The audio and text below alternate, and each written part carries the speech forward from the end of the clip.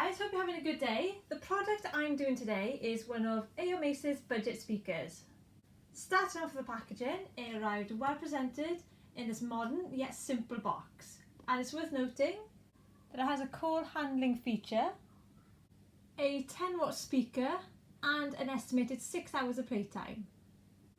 Inside the box, apart from the speaker, you get the USB charging cable, 3.5mm auxiliary cable, user manual,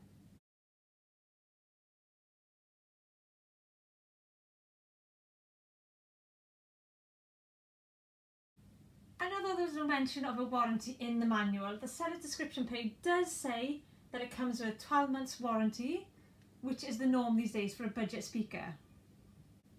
First impressions? Well, weren't that great to be honest.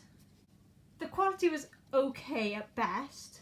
It looks high quality, but it feels really cheap and low quality. I also received the wrong colour, which wasn't good.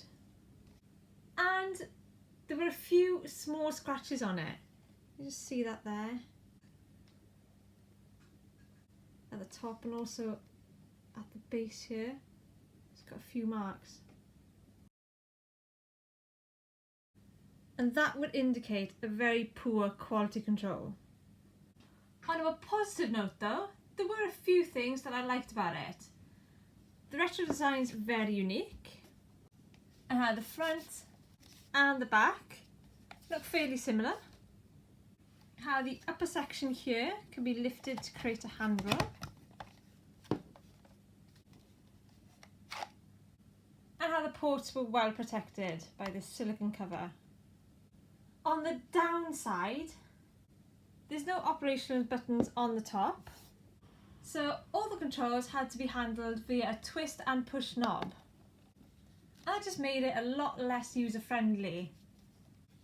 And it didn't have an SD card slot or a USB charging port either, which is disappointing. In terms of user experience though, it paid my advice with no issues. Powering on. Bluetooth mode.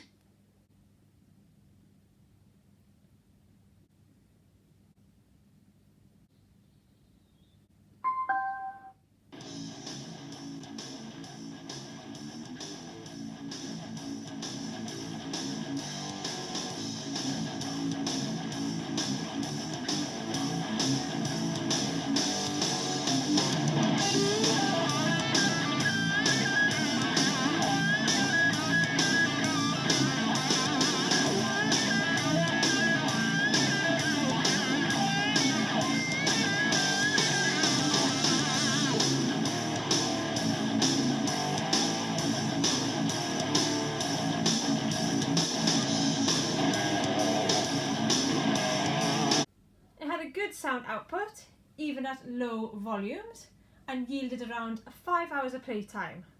Moderate a good amount of bass and coped quite well with low frequencies. But there was a background static interference present.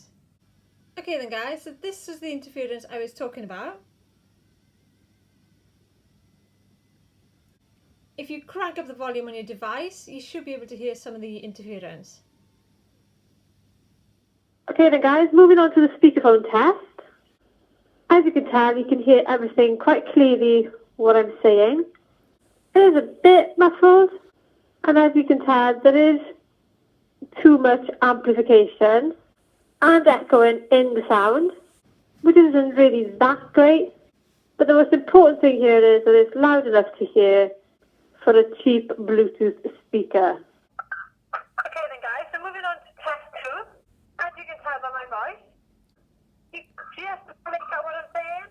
There is a lot of interference here, which is really annoying. It's probably the worst I've ever seen from the smartphone end. Having said that, lows, mids and highs were generally clear, and it was well balanced too. Quite interestingly, it didn't have any Bluetooth video lag, which is very impressive. So that's the end of the review guys.